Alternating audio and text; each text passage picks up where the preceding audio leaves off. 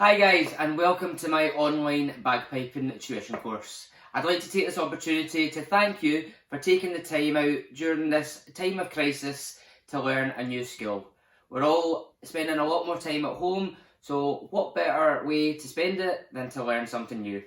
I would also like to say a thank you to every single one of you who has followed me and supported me in all my adventures and endeavours over the last few years. I really appreciate it, and this is just my way of giving something back to you all, and I hope you can really take something from it. So what is the aim of this course? This is not about turning you all into superstar bagpipe players within the next few weeks and months. That's not going to happen. It takes time and perseverance to become competent bagpipe players, and in my opinion there is no substitute to personal tuition, either through online tuition, one-to-one tuition, or joining a band where an instructor can teach you to your strengths and teach you all these individual skills. Okay, so I want to teach you all the fundamental movements, all the notes, all 9 notes, and a couple of grace notes and embellishments, so you can make a decision after this lockdown if you want to pursue further tuition.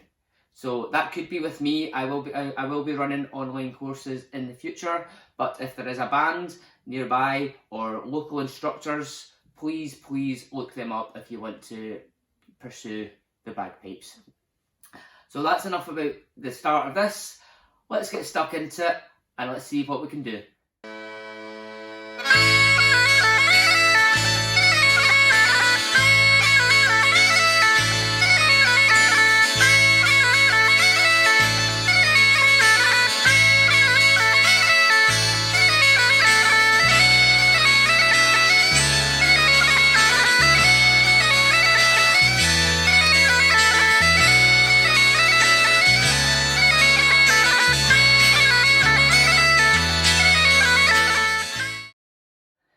Okay guys, so first things first, we need to pick up a chanter.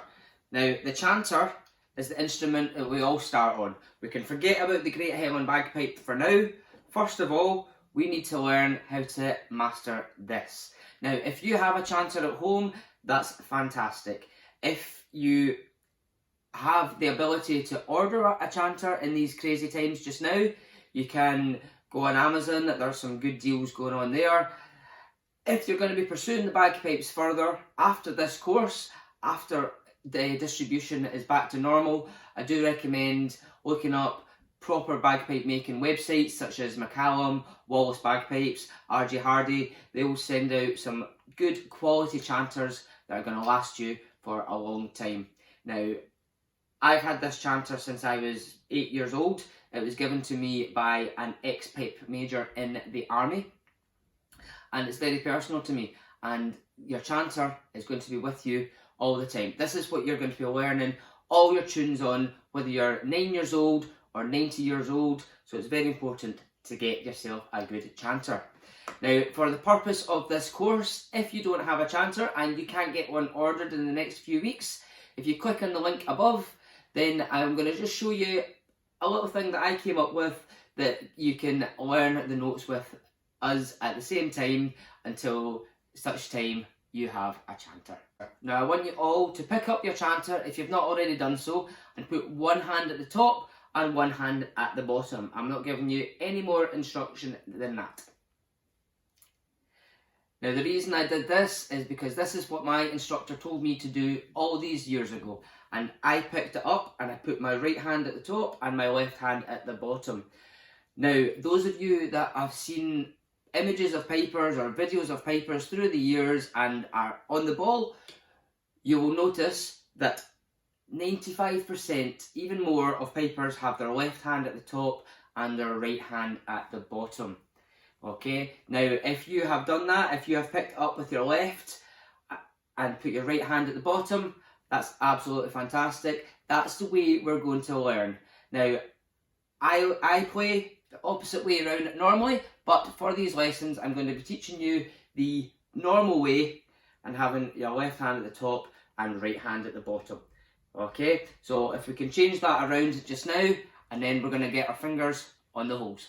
So we've established what hand is at the top and what hand is at the bottom. Now most of you will be doing it the normal way and having your left hand at the top, right hand at the bottom. If some of you are rebelling and playing the way I play, that's fine too, but it will be a bit more complicated in years to come when you're buying pipes or joining bands. It is now time to cover all the holes. Now, before I show you this, it's very important that you cover them with the right technique of the fingers.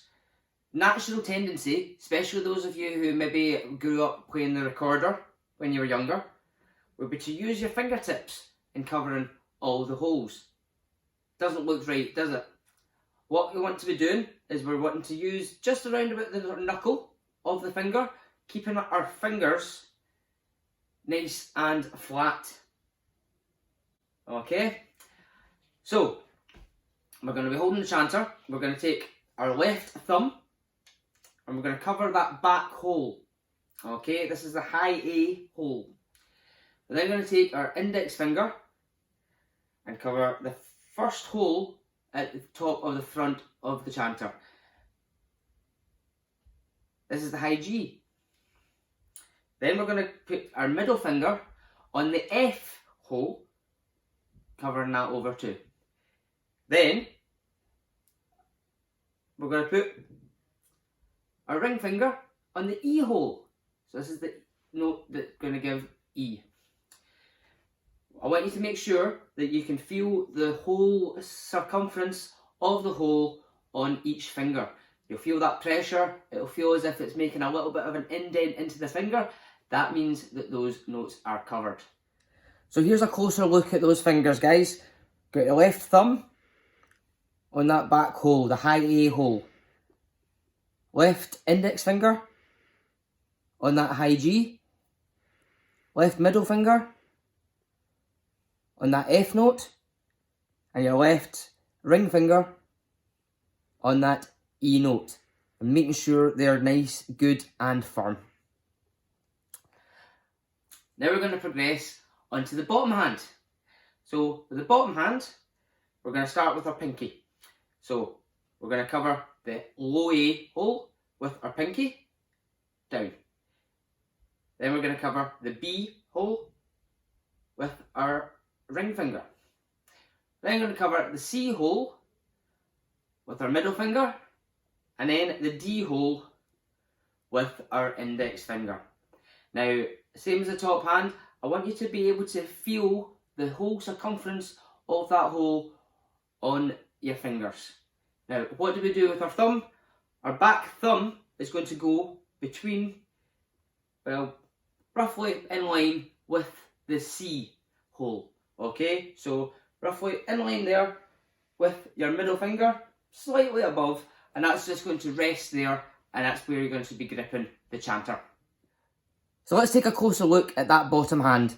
You've got your top hand in place already. We're going to take your right pinky and you're going to place it on that low A note. You're then going to take your ring finger, place it on that B. You're going to take your middle finger, place it on the C note, and then you're going to take your index finger and place it on the D. Now the moment of truth. Now we're going to play your first note, the low G.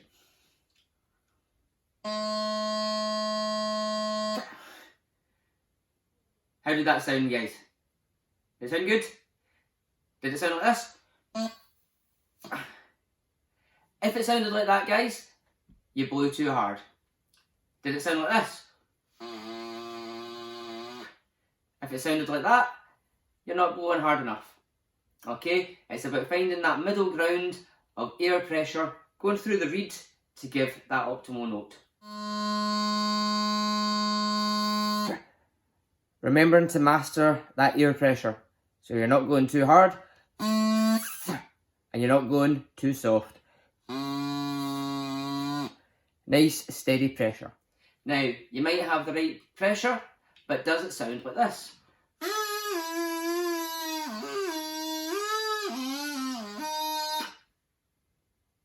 Quite a few of you will be nodding your heads right now. The reason it's sounding like that, guys, is one of your fingers is not covering the hole. Now, if all the holes are covered, then you're going to get that nice low G. It's a nice consistent sound and a nice strong sound. If it's not covered, any holes not covered,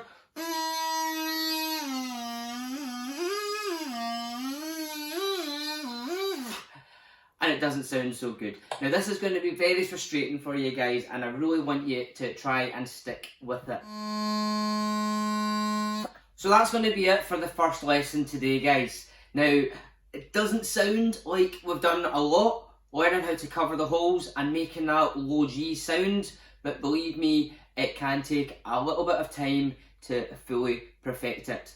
Now, as I've said, it may seem very basic, but if you can't master that low G sound, all embellishments, all grace notes, like lots of different technical aspects of the bagpipes are not going to sound nearly as strong. Okay, so we really need to master that low G. So by the time the next lesson comes out, I want us all to be able to play that note perfect, absolutely perfect, and then we're going to move on to the next couple of notes. We're going to be teaching you the low A and the B note, and possibly the C and D. We'll see how that goes. Okay, so happy practicing, guys, and I really hope you master it.